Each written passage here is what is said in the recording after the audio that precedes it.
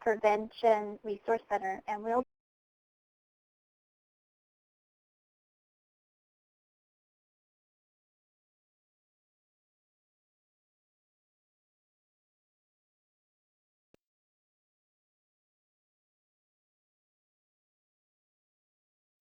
in today's call.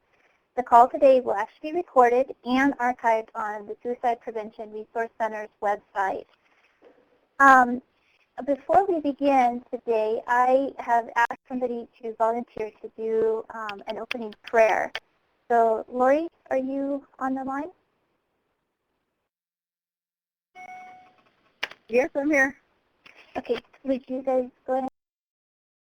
Today, please keep our minds and our ears and eyes open so that we can learn and share, that we are all one together in this journey, and that,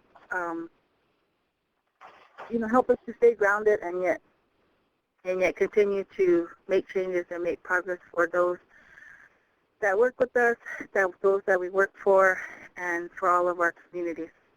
Thank you. Amen. Thank you. Great. Thank you, Lori. Thank you for helping us there. That's always an important part of anything that we do whenever we gather as American Indian people, indigenous people from throughout the different lands, different regions. I know we have different ways, but one commonality, one thing I've always seen is that whenever we start and gather and collectively through thought and mind and spirit, then it's always good because it helps direct us and come together. So I appreciate that. Thank you for that prayer. This is Courtney Yarholer, and so I want to say greetings to everyone and thank you, Patrice. I want to thank everyone for attending today. Back in November, during the Tribal Learning Collaborative, we gathered to identify what priorities were most prevalent for you and your communities in creating a safer future and environment for our children. In February, we discussed cultural-based programming, and for today's call, we'll focus on the important role that partnerships and collaboration can play in building local capacity to sustain efforts, overcoming shifting political structures, and measuring success. So I wanted to begin by saying, throughout our, when we were planning this and thinking about it, a thought really kind of sat with me. And that thought is that throughout our tribal histories, American Indian people, Alaska Native people, have had the unique ability to form bonds and connections, sometimes for survival, sometimes to grow and maintain family connections, sometimes for environmental reasons, and even through events such as collective traumas, for a variety of reasons and factors. There have always been many, many ways and many reasons and benefits of why and how connections are made. But one thing we know through making such connections many times is that we are stronger in numbers. This is the concept we as tribal people are familiar with, and when facing challenges or mobilizing a message, we often see the strength in this strategy. So today, we'll talk about connections, but we'll be using the terms partnerships and collaboration to rally and mobilize our communities to address suicide prevention. So with that, I want to turn it back over to Patrice to introduce our speakers for this afternoon, and thank you. Welcome Dr. Malaya Villegas. She serves as the director of the National Congress for American Indians Policy Research Center. Dr. Villegas is Alisic with families from Kodiak and Afognak Island in Alaska, and Oahu and Lanai in Hawaii. She is an enrolled member of the Native Village of Afognak in Alaska, and Dr. Villegas earned her master's degree and doctorate in cultural, community, and education at Harvard University and completed her undergraduate studies at Stanford University. She developed extensive relationships in the South Pacific through her Fulbright-funded dissertation research in New Zealand and postdoctoral fellowship at the Queensland University of Technology in Brisbane, Australia. serving as part of a team evaluating the first national longitudinal Indigenous education initiative since the 2008 Apology to the Stolen Generations, the Stronger, Smarter Learning Communities project that seeks to improve the leadership culture of schools serving Indigenous Australians.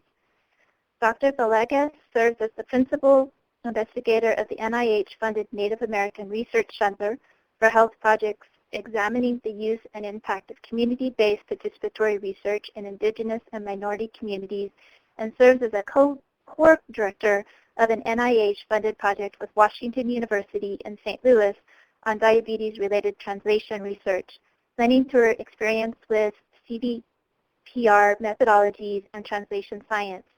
In addition, Dr. Villegas has extensive experience in tribal governance as she leads projects involving tribal research regulations, including the delivery of the NCAI Policy Research Center research curriculum as part of the Tribal Workshop and Training, Tribal Public Law, and Data Quality. Joining Dr. Villegas will be Dolores Suvia Bigfoot with the University of Oklahoma Health Science Center and a member of the Suicide Prevention Resource Tribal Evaluation Affinity Group. Dr. Bigfoot is an enrolled member of the Caddo Nation of Oklahoma and is an associate professor in the Department of Pediatrics, University of Oklahoma Health Science Center. She directs the Indian County Child Trauma Center that is part of the National Child Traumatic Stress Network. Dr. Bigfoot is recognized for her efforts to bring traditional and spiritual practices and beliefs into the formal teaching and instruction of American Indian people, as well as professionals working with indigenous populations. She directs Project Making Medicine, a national clinic training program built on the cultural adaptations of evidence-based interventions titled the Honoring Children series.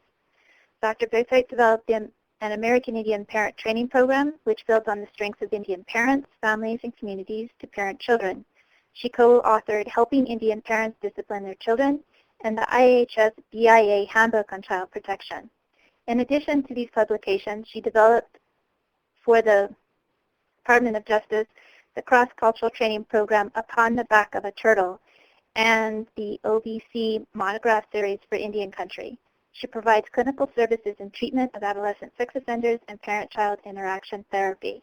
So please help me join Dr. Malaya Villegas and Dr. Dolores Suvia Bigfoot.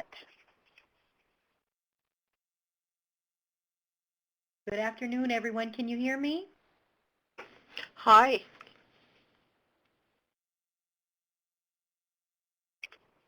Can you hear me at all? This is Malia. Yes, we're going to be opening up the lines so that people can go ahead and talk with both of our presenters. Both of the presenters will be having a conversation. So if you do have a question, you can either type it into the chat or you can go ahead and raise your hand. I will also be keeping notes so that people can understand the conversation that is being had. So Dominique, can you open the phone lines?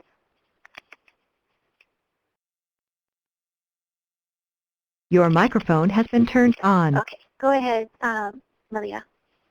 You can hear me all right? Yes. Okay. Well, Chamai and Waka, good afternoon, everyone. My name is Malia. I just want to thank Courtney and Patrice for this invitation.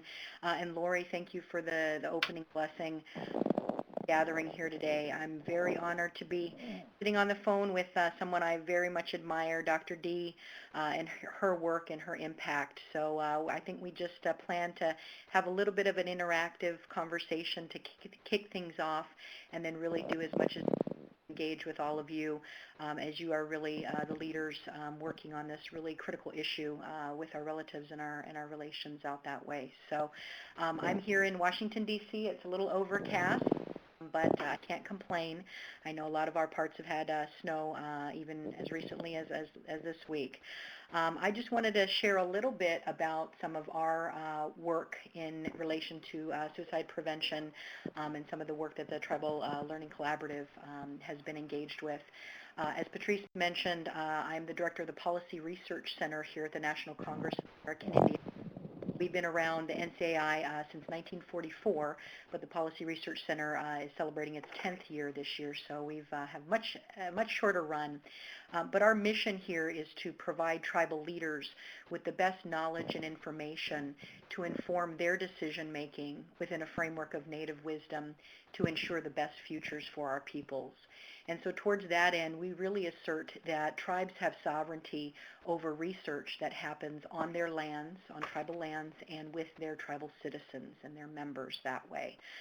So we really believe in the context of suicide prevention and any effort that really works to strengthen health and wellness and to support the work of tribes in ensuring the general welfare of their people, that tribal sovereignty really needs to drive that work. So tribally driven research is a large part of what we do. And so I think we were initially invited to participate in relation to our curriculum that Patrice mentioned. It's called Research That Benefits Native People, a Guide for Tribal Leaders.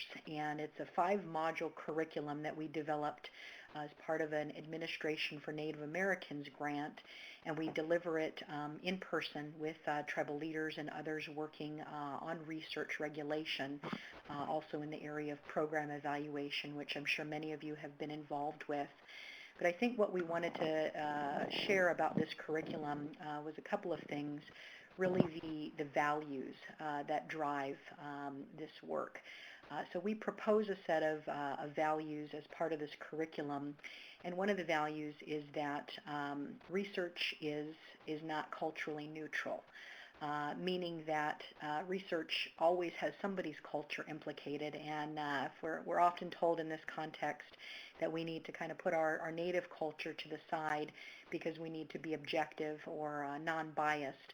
That just means there's another culture that is being centered in this work. And so what we talk to tribal leaders about in the work around program development, suicide prevention, any research that's going on, is to really understand how culture actually sits at the heart of any research that happens, because it's figuring out how to use knowledge, resources, data, information, exploration, or inquiry in order to figure out what works best with our people.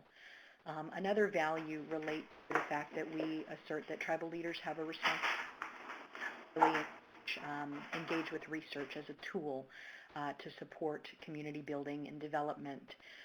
And on that front, what we really emphasize in this curriculum is that research efforts and program development efforts really might consider kind of two sides of the same coin. That when we're talking about research or evaluation in this context, we really need to think about both research that protects Native people, Native wisdom, Native knowledge, Native cultures, but also ultimately benefits Native people and communities in this work. So unfortunately, a lot of the conversations about research start talking about the kind of the abuses that have happened over time, which I think are important to understand and to know about how this has been a site of struggle for many of our communities and a place where there has been a lot of inappropriate work done in terms of taking Native wisdom and using research to abuse. So we need to understand that history and work to make sure that every program and every effort protects. At the same time, I think recognizing that research can really benefit our communities and our peoples when it's done in the right way. And so we talk a lot about protocols based on our indigenous knowledges, based on our cultures, ways of building relationships with each other, and to knowledge that will benefit. And I think that's where understanding and thinking about measures and indicators and goals in the work related to suicide prevention can really be helpful on the back end. So that's really what our work is, to really highlight some values in ways that our people have always been researchers, always been engaged with looking at adaptation, looking at what works in place, in context, and developing efforts that are really meaningful and that can help sustain our communities that way. So that was what we talked about initially, and just sharing a little bit about our curriculum. Our Module 1 is available off of our website, and I think it was included in the list of resources. but definitely open to talking more with you about how research can be a tool in the work that you're doing to support our communities.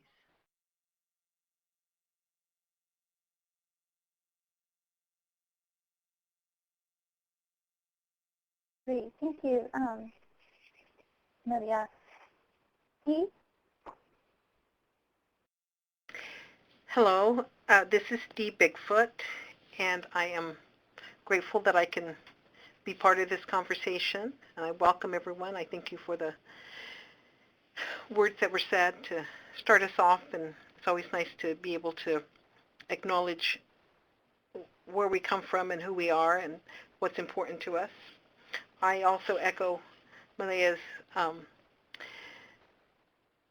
information and understanding, and that we really have a long history of being able to be observers in our own communities, and as well as participants in our own communities, and that through being observers and participants we have been able to learn, and we've been able to process information that not only protect us but also benefited us. And so as we think about what we want to do with suicide prevention, that it is something that I think we come up with in terms of interventions that are very specific, but we also can look at it in terms of much broader application and much broader understanding of the multiple relationships that we have within our community. So again, I thank you for allowing me to participate.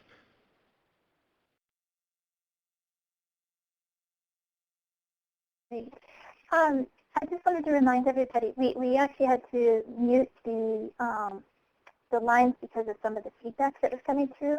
So if you do have a question, please either raise your hand, which is up in the left-hand corner of your screen, and we'll call on you, or just unmute your line by pressing *#, and that will unmute your line, and you can ask Dee or Maria a question.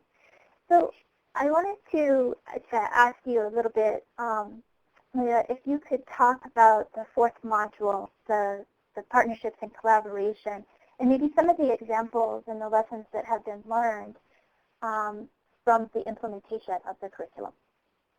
Sure. So I'll just give you a quick overview of the different modules so you can kind of get a quick sense of how they all fit together. As I was talking a little bit about the 5 values, or the values that we propose in Module 1, which is really about talking about tribally driven research. I'll give you a quick sense of what those other 5 are.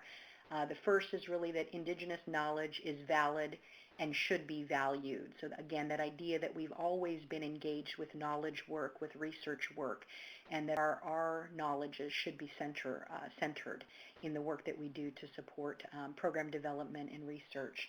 I mentioned research not being culturally neutral, that there's always a culture at play, which is the second of the proposed values.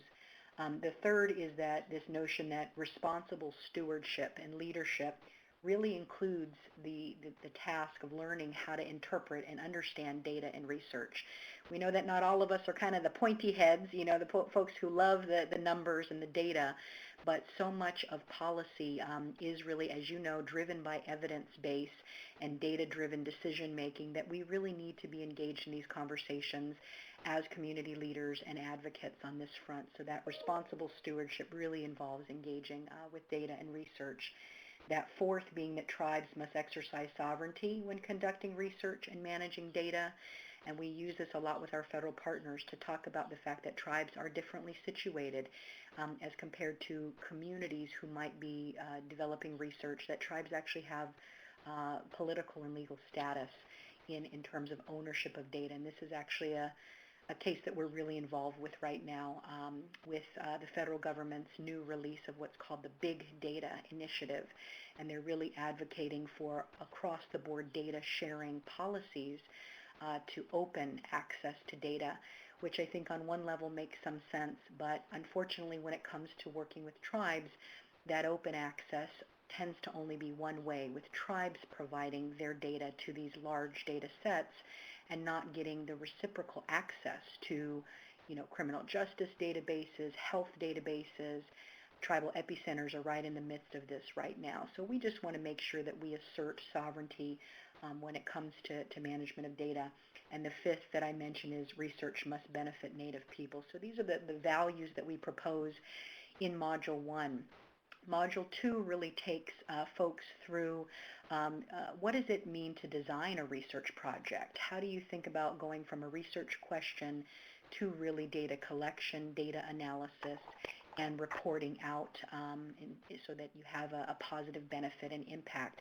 And that tries to kind of flip the script and put tribal leaders in the position of really seeing what it takes to drive a research project. Module 3 is more about the ethics. Many of you may have engaged with what are called institutional review boards or research review bodies. And there are a set of values that undergird those ethics systems that really come out of a history of violation. The Nuremberg Code, Helsinki, a lot of what happened in terms of the Jewish community in this world and the use of research to do devastating harm. There's a set of ethics that have come out which are about protecting human subjects, and I think those are really important around respect for persons, beneficence, and justice in the design of research. But what we and others have found is that so much of those ethics are based on protecting individuals, and they don't often account for protecting communities or community knowledges. If you go to a community elder and you want to have to generate permission to use information that might help, suicide prevention might help you design your program, but that elder, that community leader does not have the authority to grant you that permission because it's not individually held knowledge. It's actually community held knowledge. What are the ethics that drive that process, and how can we establish a set of protections for the community level? So we go through a whole ethics conversation with Module 3. Module 4 that you mentioned, Patrice, is really about looking at different models that tribes and other communities have used to oversee and regulate research. So that could be what I mentioned, kind of setting up their own institutional review board, or IRB. So a researcher comes, submits a proposal, and either the tribal council or another body reviews it, and there's a whole process of approval and oversight during the time of that research project or program is ongoing, versus other types of collaborative agreements really that look at the fact that it's very costly and it's a lot of capacity and time to run an IRB for anybody. And so some tribes have looked at different memorandums of agreement or understanding with universities or regional tribal councils or IHS even, so that when a research project comes up that's related to their tribal citizens or those that they have responsibility for, they can engage in that review process, but they don't necessarily have to maintain their own separate body, so that they're called in, they have authority and role there. So we've really looked at the different models, and what we do as part of that module is also share different research protocols that tribes have developed, tribes and nations, both here in the U.S. as well as from overseas, New Zealand and Australia and Canada in particular. Canada has really moved some of this work forward in terms of First Nations protocols. And it picks up on a lot of the things I touched on about community-held knowledges, how consent happens. But we find that these protocols also don't just start from that space of protection, where the traditional research, has started the ethics process, but it actually starts from talking about tribal values, whether that be intergenerational relationships between elders and youth, kind of how families are structured in some different ways, extended families, and how decisions are made at a local level, and really thinking about what kind of outcomes in relation to health or education or economics are really of value. So what we found is as tribes and communities engage with research, they really begin to engage in a whole process of kind of community health and thinking about not just, maybe some of the typical outcomes that we might hear about in a health arena, like life expectancy, I think reduction of suicide and attempts in those cases are, really key outcomes, but also thinking about how do we frame that in a strengths-based as well as a cultural-based conversation, that you can't just look at something like suicide in isolation. You really have to think about it in the context of family health and wellness, of those intergenerational relationships, of gender relationships. Sometimes you do need to think about it, in the context of youth culture, but other times it's really about that cross-cultural work, how our youth and our relatives are really experiencing institutions like schooling, like the healthcare system, like justice, juvenile justice or the criminal justice system. How do we think more comprehensively about community health and wellness? So I think that's really what we've seen as we pilot or deliver this curriculum with tribal leaders. And the last thing I'll note is that the other thing that we've learned is that when we start talking about outcomes and measures, because our fifth module is about evaluation, so we really get into the conversation about how do you think about measurement and impact and change over time to really understand whether your programs have been impactful. We talk about the importance of looking at the relationship between environmental and human health, that in so much of the conversations with federal agencies or in some instances universities, the conversation about health is really just focused on people, and that in so many of our communities, we know that the health of our environment, of our places, are really help to define our health and wellness as people of that particular place. But a lot of time universities, because they're based in disciplines, sociology, environmental science, biology, aren't necessarily set up to look at the relationship between environmental health and human health.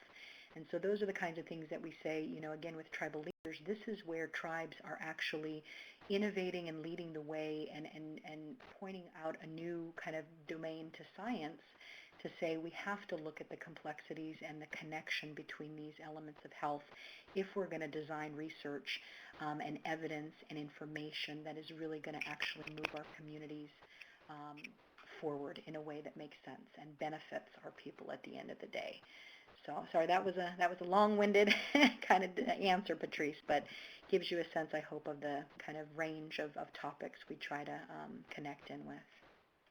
Great. When you say tribal leaders, what do you mean when you say tribal leaders? Sure. So what's been interesting is in the folks who actually approach us for our curriculum and to talk with us about coming out to do trainings, what we found is initially it has been folks who are affiliated with the tribal colleges, because what we find is that in a lot of tribal communities, tribal colleges tend to either put their hand up to say, we do a lot of research here, we'll be the hub for any researchers, so we'll help build the review process at the tribal level. In other instances, it's the tribal council saying, this is where, tribal research should be regulated. It's by, the tribal college in that way. So a lot of our initial contacts are with communities that have a local tribal college or university, and so it would be the leaders of that who are tribal leaders in a higher education context and of research. In others, it's been tribal council people who may sit on our board, who have attended an NCI meeting and heard about our curriculum, and who recognize that in the policy work that they're leading on the legislative side, how much research and data and evidence is a necessity in order to advance the policy work. And so they want to engage with a process that will grow their tribal capacity to drive research, to engage in research and data conversations. And in other instances, it's the head of the Tribal Department of Health. We get a lot of this through the health research arm, because that's where a lot of tribes are being approached to be participants in research that's happening either locally or regionally or nationally. So those are the three that we tend to engage with most, but it could be anybody who's really in a position to lead the conversation that way. Okay, fantastic, thanks. And remember, if you do have a question, to go ahead and raise your hand. The the virtual hand. And also, if you do have a question, please go ahead and just speak up or go ahead and type it into the chat. The speakers are planning to take questions throughout the conversation. So I just wanted to remind people. And to unmute your line, please press star and pound, and that will unmute your line. And just go ahead and speak up. So one of the things that we did want to ask a question is, how do you sustain partnerships beyond like a current grant? I know that you've been talking about this module, and I know that you have a couple of examples as to ways of sustaining the kind of efforts beyond just grant funding. Can you kind of talk to that a little bit? Sure. So one of the tribes that we were working with recently, I think this is one of the examples that we talked about, they were very excited to engage more with research, and, they said, how can you help us identify how to build our capacity on this front, how to either get some funding in here to support another staff member, and how to think about this. And one of the things that we learned during our time there was that they had 200 active grants. They had a phenomenal grant writer, and this was not a large tribe. It was about a mid-range to small end, and we were just blown away that they had that many active grants. And one of the things we were talking with them about was the fact that we could pretty much guarantee that almost 100% of those grants probably had a required evaluation component, right? This is a part of federal government oversight. I think most of them were federal grants, although some were from private and more regional state partners. But everybody who's giving out money these days really wants to make sure that that's having an impact. So what we talked with them, we said, okay, so you've got these 200 plus active grants. Who is evaluating these grants with you? And they said, oh, we've got these 3 folks who are at the university, and depending on the topic, we'll tap on them. And I said, okay, are any of them tribal members, or are they living here, in the tribe? And no, they're not.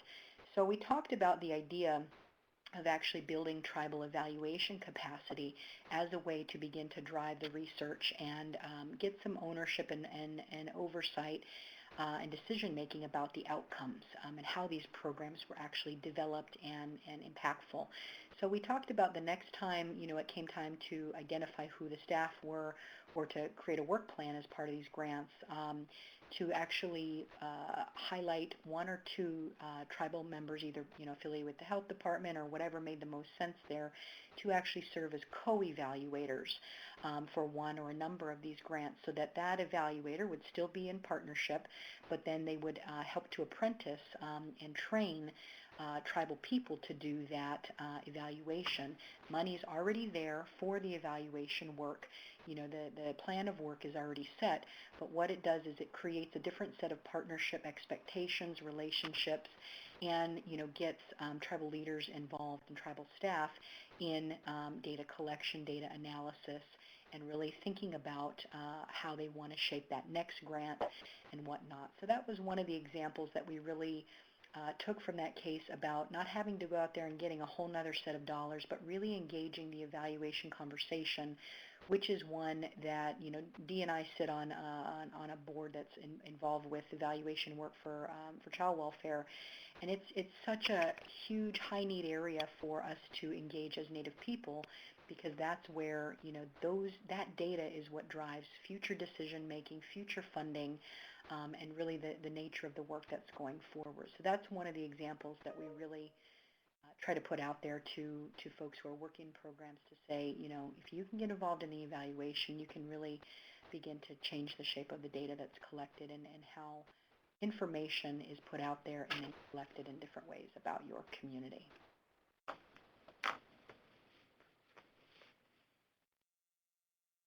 Laura, I know you have several comments in regards to what Malia just indicated. Do you want to share?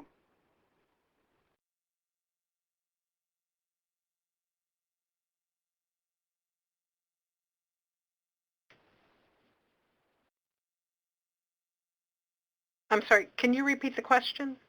Oh, okay. I wasn't sure if you were on mute. I said I know that you have a lot of comments in regards to kind of what Malia was just commenting on. Did you want to share? Okay. Well, for one thing, I think I can listen to Malaya talk all day long and for hours and hours and hours because I always learn so much from her, and I like her soothing voice that is very, very calming. So I tend to just listen. um, I think as we think about research, and many of us are real familiar with various aspects of what might be barriers and the concerns that we all have. So I think one of the things that we can think about is just the language of research, because we have all these words that we toss around, and whether it's fidelity or rigorous or random assignments, or that there's a lot of a language that is back to that culture of research, and it's not a research has kind of got more and more narrowed, but at one time we actually were much more highly engaged in trying to figure out what worked well in our communities, and so we were active participants and, as I said, observers of our community. So we were looking to see and evaluating, did our wood pile last the winter? Did we have enough skins to cover the teepee? Did we tan the hide correctly that it didn't rot? So we actually had very practical questions that we were asking as we were in our tribal communities, and we have always understood when things affected us directly, or we sought to understand when things affected us directly. And so now this culture of research has sort of moved out of our hands, and we're trying to bring it back. So we're trying to make us much better participants in this learning process. And so I really want to encourage people not to be dissuaded by the language, and that as we think about the tribal values, and so we have tribal specific values that we can consider. For example, if there are certain tribes that have certain understandings about, killing another tribal member or even killing themselves and what that might mean, or if there's certain tribal values around, what's talked about or not talked about, or certain tribal values around, how we approach death or mourning or loss or grief. And so all of those things have an impact as we consider what's effective or what's going to work in our tribal communities. So we can have very specific tribal understandings, as well as sort of the more general values of being American Indians within our indigenous world. And the way that we can look at those tribal specific values, and we have many things that we can draw upon, and the first thing that always comes to my mind is the tribal specific creation stories. And all tribes have creation stories, and what it describing how they came to be, where they came from, what was taught to them. And typically with those tribal creation stories, it's something around being location bound. What are sacred sites, what are places that certain things dwell, and so being environmentally aware, and that certain ways of engaging with the world around us. So we really have an opportunity to sort of take back what our knowledge about how we interact and the relationships. So what I find very interesting is in some of our creation stories, it talks about how the stars came to be, or where it's either 7 sisters or 7 brothers, and how the Big Dipper is 7 brothers or 7 sisters, and and what's real interesting now is that there's creation stories about the stars and coming to this earth and different things. What's real interesting now is through research, we actually have found that we are, throughout the world, are made up of stardust. And so we have a lot of tribal stories that explain something, for example, about the stars and the creation of stars, and that we are star people. And through research now, through, actual hard research, we have found out that we are actually star people. So when we think about what we are doing in our tribal communities in terms of explaining and getting evidence for things that work, we can pull on some of the hard evidence.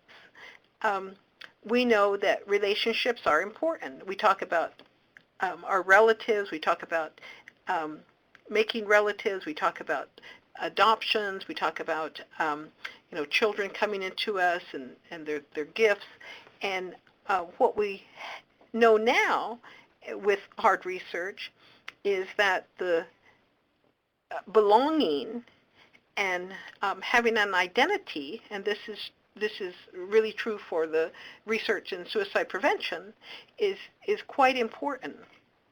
So as we think about the tribal-specific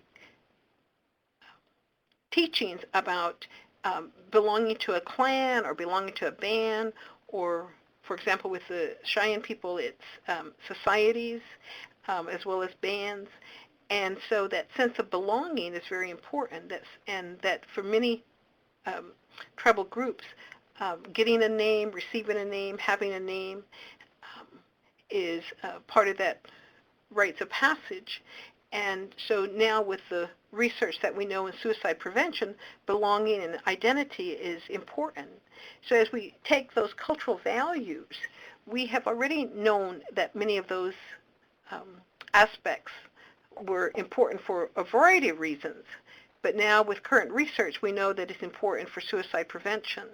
So as you think about what your activities you're doing, and looking at the tribal values that you have, that there may be things that you are already engaged in that would be, again, along the lines of not only culturally based and environmentally based, but they also would certainly be recognized as important with other efforts out there that promotes prevention in a variety of ways. I hope that makes sense. So I'm real excited that we're actually talking about how we can pull our knowledge in, that we can have ownership of our knowledge, that we can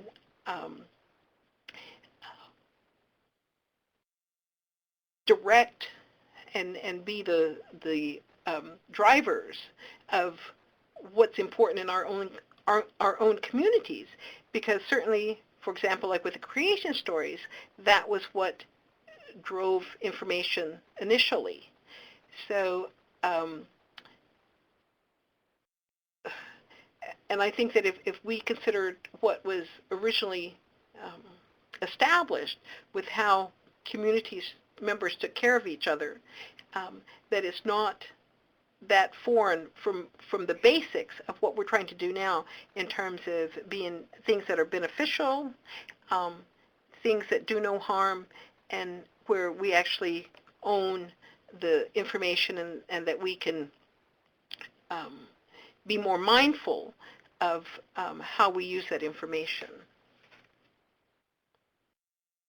And I just want to echo real Okay. quickly what Dee said about the belongingness, and just connect it to the question to Patrice about the measures of success, because we did some of this research up in Alaska where we asked Alaska Native community members about their definitions of success. It was initially in the context of school success, but just quickly what we heard was that we needed to move away or look broader than just the typical measures of things like high school graduation, dropout, school attendance, and test score achievement, right? The typical four that you hear as measures in education, to really talk about what we termed role-centered success. Assisting our Native youth in particular with understanding 3 levels of their roles. Roles, R-O-L-E, and sometimes it doesn't translate across the phone. First is their role as a unique individual with particular gifts and talents, really nurturing their individuality, their unique contributions to make. The second layer was their role as a community member, helping them understand what does it mean to be a brother, a sister, a son, a nephew, a daughter, a niece, and what their role was to capitalize and to share their particular gifts. And then the third level, very much from what Dr. Dee was saying about worldview, cosmology, creation stories, was about their role, their relationship responsibility to other forms of life, or their role as a human being. We have that kind of language up north where we talk about our responsibilities to animals, to plants, to spirit, and understanding that that's different from our relationships in some instances to other humans in that way. And so we've tried to develop a different set of indicators, both for the school context, but more for what it means to be a successful Alaska Native person more broadly, that directly comes from what Dr. Dee was talking about on that front. Let's go ahead and open up the lines here. And so if Your anybody microphone has has been turned questions on. or comments or anything that they would like to share, please go ahead and just speak up, or you can go ahead and type it into the chat.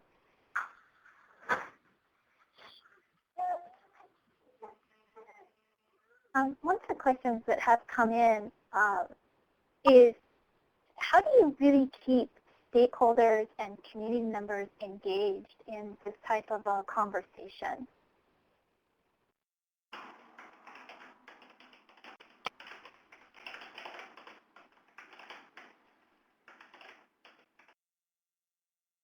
That's a good one. It's a tough one.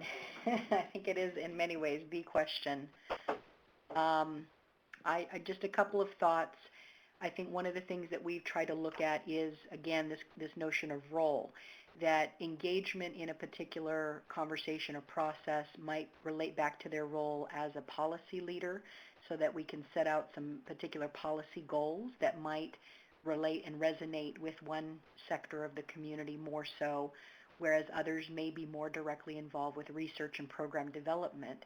So if we have another set of goals that are related to, those models, and less maybe with legislation and kind of national or regional policy that might resonate more, and others may be doing direct service, so clinical or other kinds in the schools, in different facilities that way, and then even others may be, very much engaged in culture and language explicitly, and that the goals that are set, and that's what I was trying to get at when I said that a lot of this conversation about research, what it triggers is a broader community planning process around health and wellness that really looks at different groups and their different roles and responsibilities, and engages them in setting goals that are more pertinent to their particular area of work, that are all somehow strategically connected in this broader frame, that really allow people to link in from whatever position or role or area they feel really connect. So that's one of the things that we've seen. It is a longer process, though.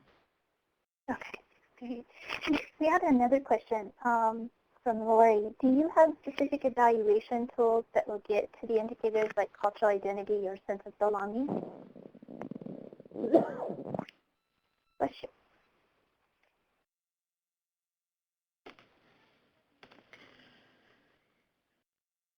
we've been working on a framework, D&I and several others, as part of a group that's come under the Children's Bureau at Health and Human Services here. And it's, I think it's a pretty comprehensive tool. It's an amazing tool. Yeah.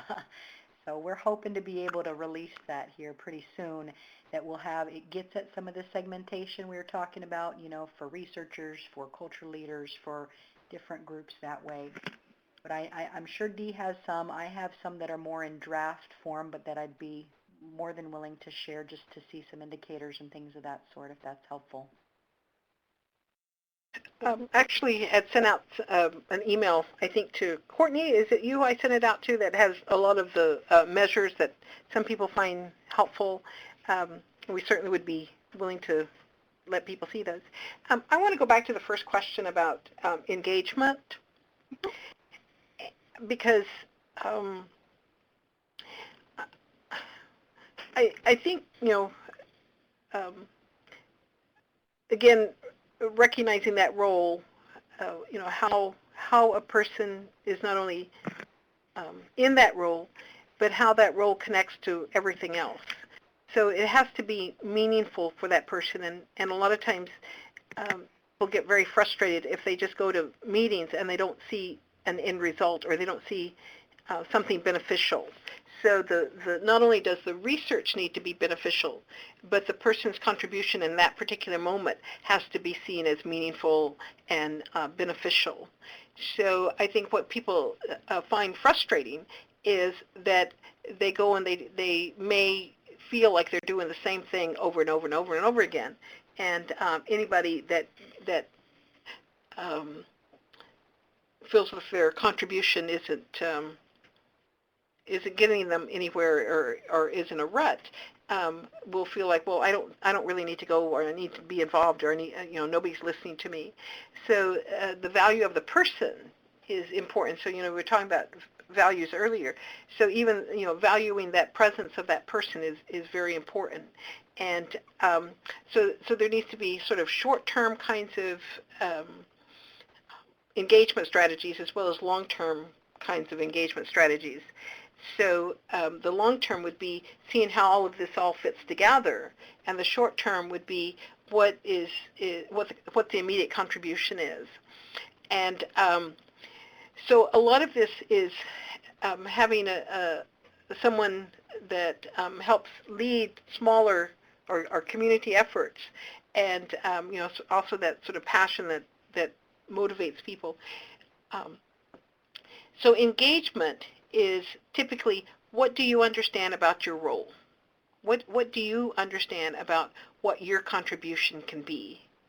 And how can we communicate in a way, and so the communication is important. How can we communicate in a way that that I value your presence?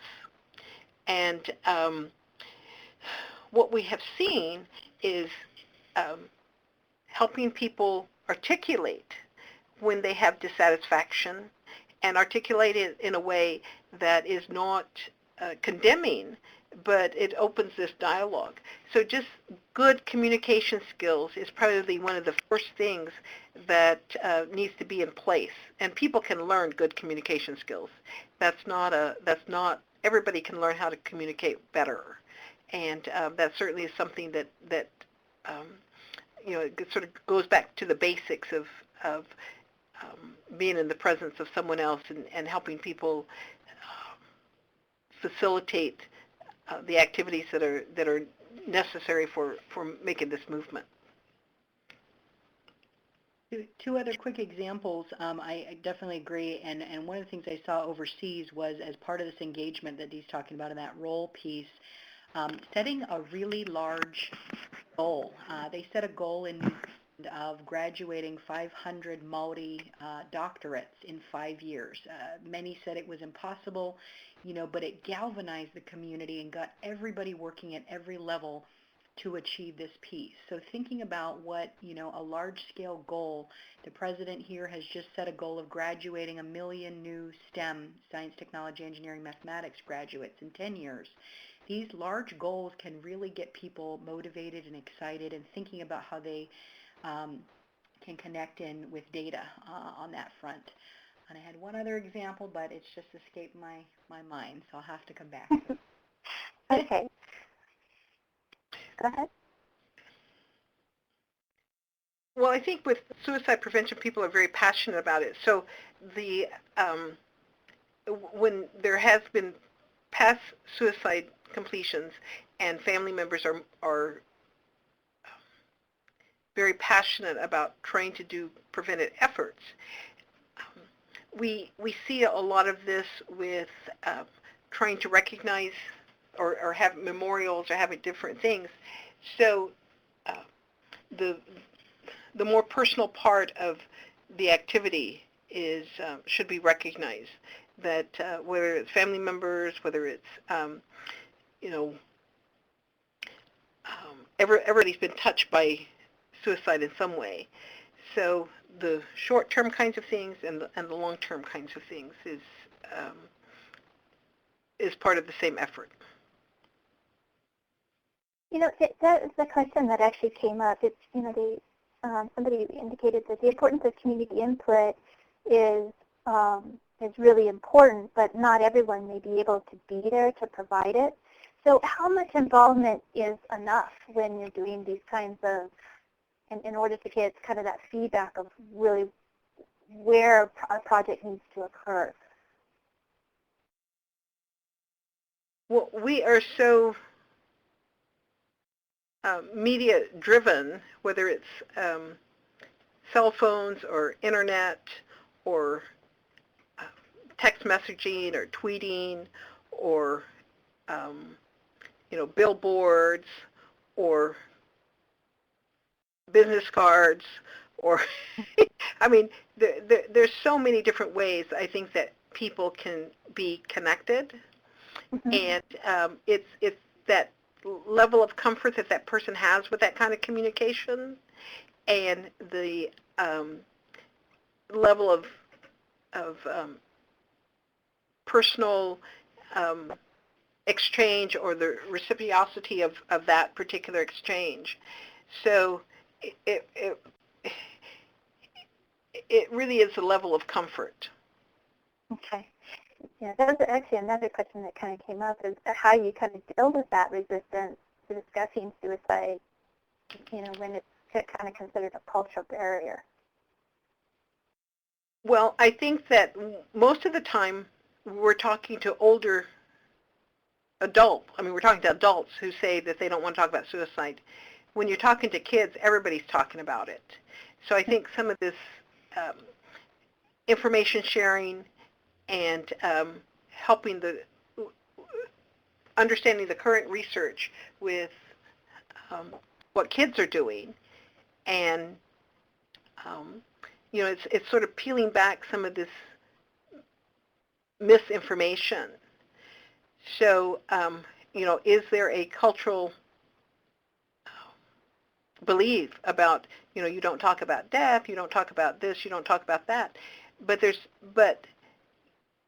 different ways that you can get around it, whether it's by storytelling or by other kinds of symbolic exchanges or metaphors.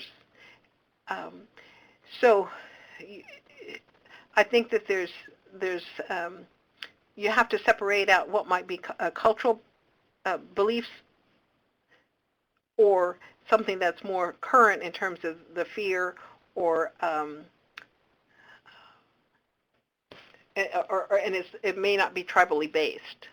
So I think that's why the creation stories are important, because if you look at some of the creation stories, many of the creation stories of tribes, there's always something about death. So how was it handled in the creation stories? So I think going back to what it was originally told would be important. Great. So again, I want to remind people that if they have a question or a comment or would like to talk to the presenters, you can always unmute your line if you're not already unmuted by pressing *, and go ahead and just kind of up, or you can raise your hand, or you can actually type into the chat room, the chat box on the left-hand side of your screen. So this is kind of the time to be asking kind of some of your questions and about collaboration and partnerships, or maybe some of the strategies that you're interested in approaching.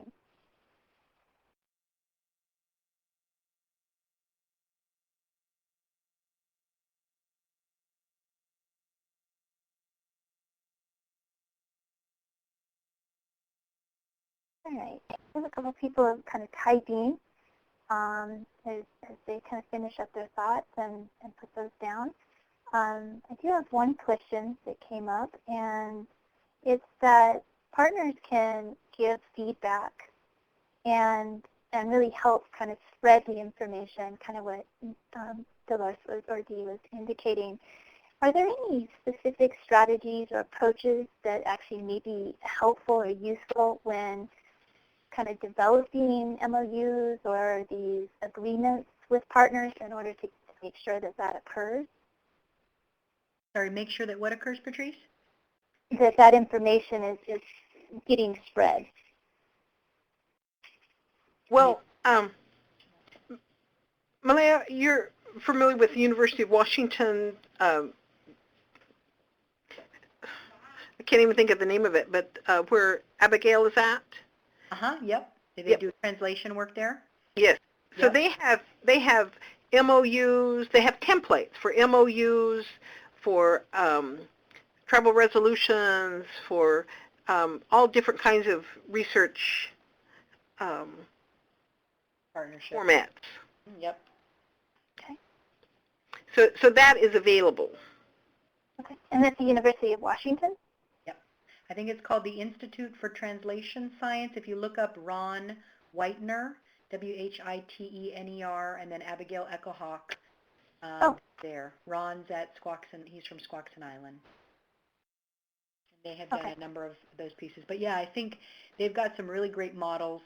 Part of what I think I hear in your question, Patrice, is about the dissemination of the findings after kind of the research is done. Is that what you're specifically looking at? Yeah, actually kind of actually it was a question of how specific should MOUs be. Sometimes we have a conversation with grantees specifically about MOUs and what should be included in those MOUs in order to kind of move the relationship, to move that conversation, to kind of move the behavior, what the tribe is wanting to accomplish. Kind of what should be in an MOU in order to kind of make that transition or make that happen? I think it's a really good question, and what we talk to tribes about, all the things that we present as part of our training is really just suggestions, and you figure out what's best. But one of the things we do talk about on that front is both having an MOU with, if we're talking about a university, with the university, and an MOU with that particular researcher. The reason is because of the way that accountability tends to go, and how researchers are or are not held accountable for decisions that they make in communication that they have. And this is not to, I identify as a researcher, so I'm not trying to say that all researchers are unethical by any means. We need good researchers, but we find that if the tribe just has a MOU with the researcher, the university can say that, that they may not follow through on their accountability should something go wrong, and vice versa. So I think that's one of the pieces. But in terms of the specifics, the group that Dr. D mentioned, definitely, but there's also another one that's kind of a model research code that I can send to you that has some really nice, I think it's, I want to say that it's the American Indian Law Center, or Law Resource Center, and it's a research code for tribes, and I like that because it has some of those different sections. And what we find is helpful. I mean, there's so many different ways of doing these MOUs, but some of the ones that I particularly really gravitate towards are those that have a nice balance between kind of those values that we've been talking about, so to really talk about kind of the rationale and purpose for research, what that means to that particular community, and then also getting into some of the nitty-gritty of the technical elements of the partnership. One of the stickiest points, well, two, I guess, of the stickiest points are both consent processes and how that's managed. And what I mean by sticky is a lot of times, say you're doing interview data collection or survey data collection, there's often, language out there about protecting that individual, so consenting that person to provide their data and information and, what the researcher's responsibility is to that individual. But if you're asked also to discuss kind of, again, tribal information or information as a tribal member, there needs to be elements in there to protect the tribe and to make sure that any data that's collected that may be reported on, I'll use my tribe, the Aluktik tribe, of Kodiak Island, has these cultural values around suicide prevention. I mean, that's really where you're talking about the need for cultural protections and group protections. So we talk about those two layers.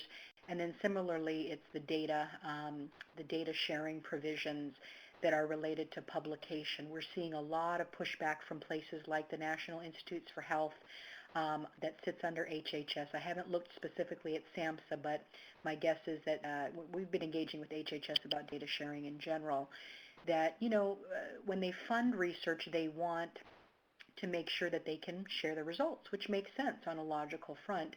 But what's happening is in these MOUs, particularly with tribes, there are a lot of requirements that tribes must approve this publication within 30 days. And if that 30 days isn't approved or it doesn't happen, that the researcher can assume passive approval. And we're really concerned about some of this because sometimes it does take a little longer to get these review processes done, but we don't want tribes to not have the authority in this. So those are the two areas, consent and kind of data sharing or the publication of data, that we ask tribes to really pay particular attention to, because it can, stigmatize communities in terms of some of these findings. So we want to be very careful. We had a question that came in around challenges of long distance with competing views and shifting political structure. How would you answer that? Can you say it again? Sure. Challenges of long distance with some tribes having to work with multiple areas and multiple tribes in a particular endeavor that have competing views and also shifting political structure.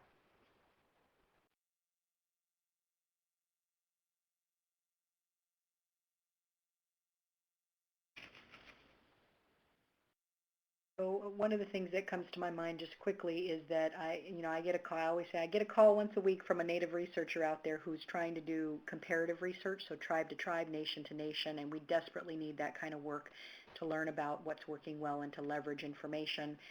But as tribes, do engage with these research regulation processes, I had one researcher call me and say, you know me, you've known me 10 years, you know where I'm coming from in this work, but I've got to manage 34 tribal IRBs and try to get this research produced. I don't know if it's possible, within the timeline and funding that I have allocated for this. How can you help engage tribal leaders and others engaged in national policy around different approaches to this, where we both absolutely honor tribal sovereignty, but also ensure that we're generating research kind of in a usable and timely fashion. So, the most that we've begun to kind of engage with this conversation, I think it applies at a tribal level too, when you're talking about multiple communities, is to try to think about any streamlined or regional processes that can be developed where tribes don't, or communities don't, give over their sovereignty, but they maybe adapt to a different model where different representatives are involved in a single, research review process. They can all, object and stop the process if something is objectionable, but that it's or some kind of hybrid where it's the responsibility, I don't want to use the word burden, is the responsibility is shared between the community and the researcher on this front, because I think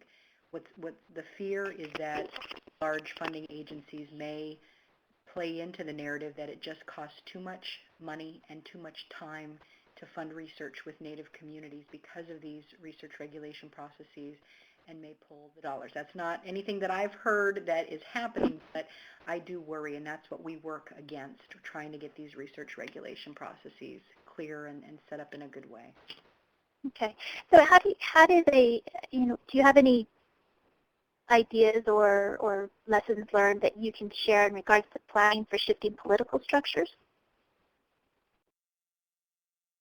That's kind of where we've seen the tribal colleges actually play a really powerful role in some communities. I'm not saying this is a one-size-fits-all, but where tribal, it's also not saying the tribal college presidents are any more, long-term than tribal council members, but if you have a collective group of faculty that are there at the tribal college, you may have more consistency.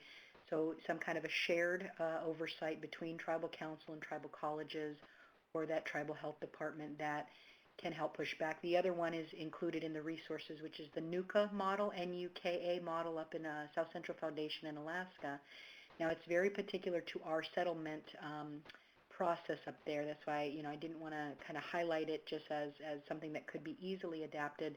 But the whole idea there is that the patients or those receiving services actually own the system of healthcare, so they are really engaged in the decision making around what research regulation looks like, around what kind of program evaluation looks like.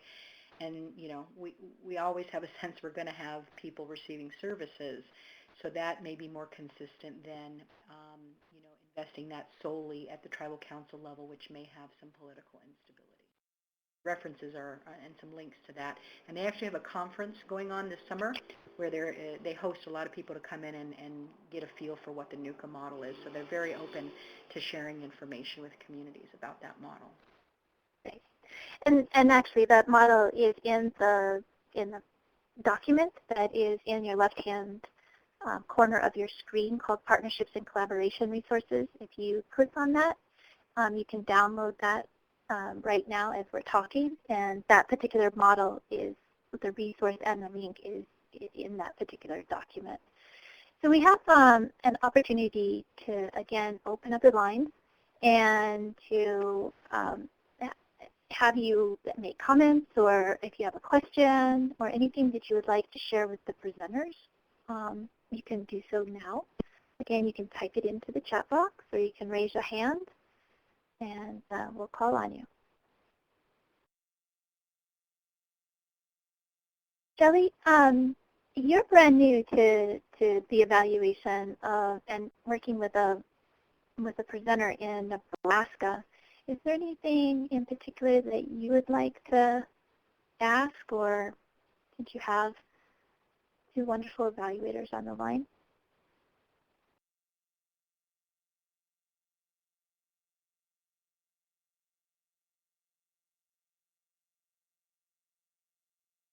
Again, if your line may be muted, so you want to make sure that you push star and pound. Okay, I think I just unmuted. Okay. I was trying to talk and nobody was saying anything, so. I guess, yeah, the biggest issue I guess that we're facing is just the resistance to talking about suicide, and whether maybe it's because they are trying to do it with families and home.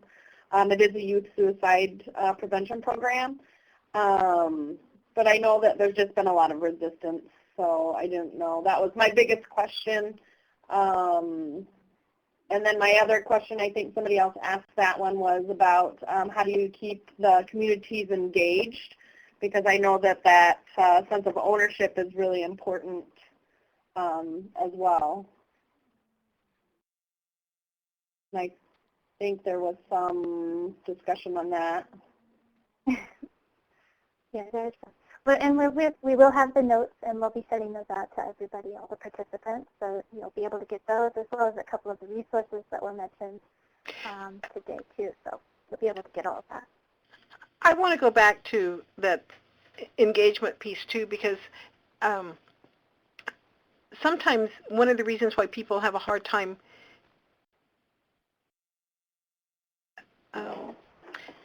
dealing with suicide is because they're still in grief, they're still mourning, and so I think that we shouldn't just, we should give great consideration to all the different experiences that a person may have, and there may be some cultural specific features, but there also may be some very um, grief and loss, and this sorrowfulness, and a lot of times what we have found is that people who are still mourning, when they find out some of the fairly straightforward ways of intervening, they just become much more distressed because of thinking, oh my goodness, I could have done that, and I didn't know, I didn't understand, no one told me. And so, sometimes you're dealing with people who are still in mourning and in grief, and then you're dealing with people who, feel so much guilt that they find it very painful to say, I could have done something. So I think understanding what drives people, or what might be driving people in either being engaged or not being engaged, and it's pretty simple to ask people what would make it better. What would make it better? What would be helpful for you as we talk about some of these harsh or harder topics? And I've always found, and I go into tribal communities all the time, and I'm just there for a short period of time. Might be there 2 or 3 days. I might be there a week. Occasionally I'm there for a longer period of time. And so when I work with tribal community, one of the first things I always ask is, what would make it more helpful for you to be here? What would be the thing that you need to know in order to stay longer? And I also just wanted to add as well, this concept of taboo is one that we've definitely come across in some other areas. One is emergency preparedness. In talking to some tribal leaders, they say, if we plan for crisis, we actually culturally believe that we're calling that on ourselves. And I see that kind of parallel in some of the suicide conversations.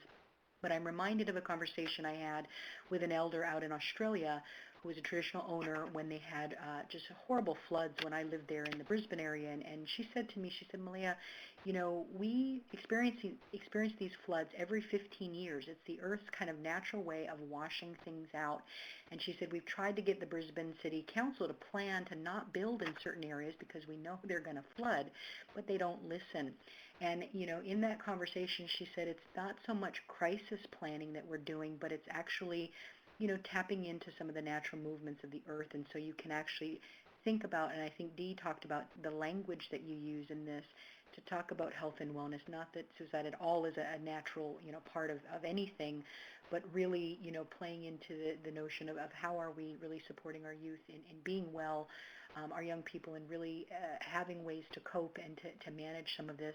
And I know specifically in Alaska, we had at our Suicide and Meth Task Force a couple years ago at our NCI annual conference, they talked about a summertime hotline that is similar to the National Suicide Prevention Hotline that worked really well just as a way of having a space for youth and anybody really to talk anonymously just to somebody, to have a resource there, and how powerful that actually, the impact that something of that sort was, and they're looking for more funding to do that. But I just thought that was it's not so much a solution as it is an opening of a space to talk about, the struggles we all, how to connect to somebody.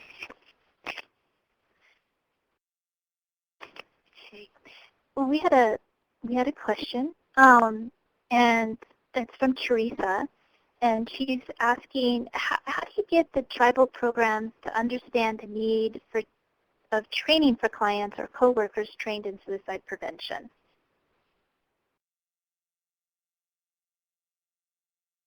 Teresa, do you want to ask that question?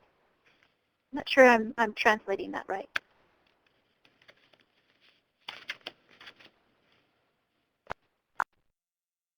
You may have to unmute your line by pushing star and pound. Can you hear me now? Yes, we can hear you. I just wanted to find out how you get your tribal programs and their clients to be aware of suicide prevention, and how do you explain it to them or get the tribal programs themselves to be trained in suicide prevention when they are resistant? Probably, unfortunately, one of the highest motivators is when a suicide occurs. But beyond that, or before that, it is looking at their program mission, and this is true for tribes too, in general, when they have their long-term goals and what is it they want to accomplish, and so tying it to what would be, how they would meet some of their goals by having professional development, by having these MOUs amongst the tribal agencies too, not just with outside agencies, but amongst tribal agencies, so that they're complementary in their efforts. Again, what might be resistance in terms of personal tragedies that have occurred, and helping, going through some of the tribal colleges or other things where people have more familiarity with locations. I always think it's easier to bring things into communities than to take people out, so that it's not as disruptive to their routine. And also making sure that you have debriefing, so that there's that when any event occurs, that people can figure out what their response was it helpful, what their response should have been, and what they can expect, what they should do the next time. So being able to better understand their role, this is kind of what we started out with Malia at the beginning, what the role is, and so helping them sort through what expectations they had, and how can they meet those expectations. Again, it's a process, and you almost have to figure out that you're going to do this on a yearly or twice a year basis, no matter what. That you're always going to be offering training at the various levels, whatever it is, whether it's for school personnel or for police officers or clergy or the community at large, whether it's ASSIST or any of those, that you're just going to offer it frequently.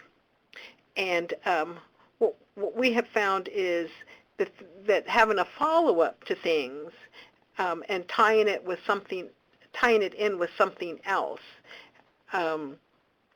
For example, that there's going to be the tribal that I worked with, or one tribe I worked with in Oklahoma, they tied it to a powwow that was coming up. So everybody that came to the training was also given the flyer about the powwow and how important it was, and that they could volunteer to be at the booth, to hand out information. And then from there, not only were they volunteers, then encourage them to be on the task force. And then from the task force, if there was ways for them to, do small presentations with, a few people, or even, class presentations to a school. And so, one thing was tied to the other, to the other, to the other. And that certainly was helpful in bringing people in. And a follow-up question to that one is, how soon after a suicide should you contact a family or other or offer resources.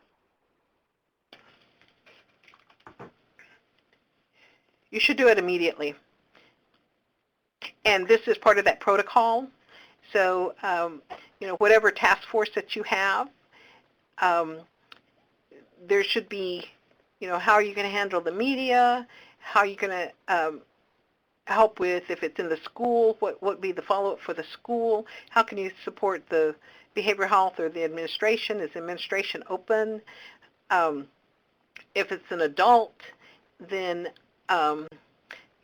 what can you identify people in the community that might be helpful for them? And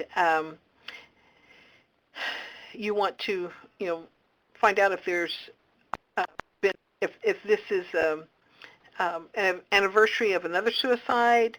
So there's some, major concerns that, depending on who it is, what might be some other risk factors for other family members. And so what you want to do is to decrease the risk for other family members or friends or other intimate or someone that's knowledgeable about that particular act. So there should be a protocol in place before any suicides that, again, this is back to the role. So understanding what the role of the program is, or the staff members, so that they can act in a way that they don't feel like they don't know what they're doing. And I think this is one of the reasons why we have a lot of people who get very concerned and also start disengaging, is because they don't know what to do. Something happens, there's an attempt, there's a completion, and somebody says, well, what are we supposed to do next? So this is some of the discussion that needs to go on prior to that kind of event, so that people know what their roles are. Great. Thank you. Dee, I'm going to jump in here. This is Courtney, and hello, everyone. I just wanted to be mindful of our time. It looks like we're right at 5:30, so we're going to go ahead and try to wrap it up here.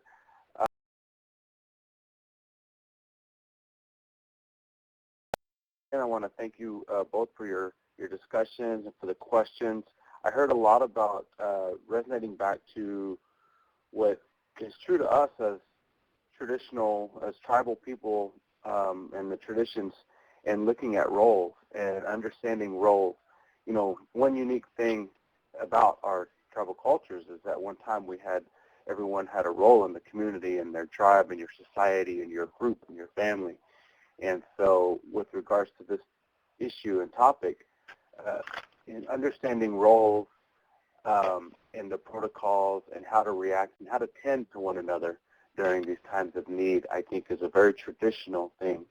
So, but anyways, I want to say thank you to our presenters. Thank everybody for participating and sharing information on today's Tribal Learning Collaborative. If you have additional ideas or questions, please feel free to contact Patrice Post directly at her email address is right there on the screen. It's also in our emails. In order to ensure that we make the events as meaningful as possible, please look for an email in your inbox asking you to fill out a short survey that will ask you questions about the content of today's Tribal Learning Collaborative. The survey will take approximately 5 minutes to complete. Again, thank you, and we hope that you have a wonderful afternoon and that you will join us again on August 5th, 2013 on Fostering Community Support. That is the next topic. So until then, you have a good afternoon, a good day, and a good week, and we'll talk to you soon. Thank you. Bye. Thank you. Thank you.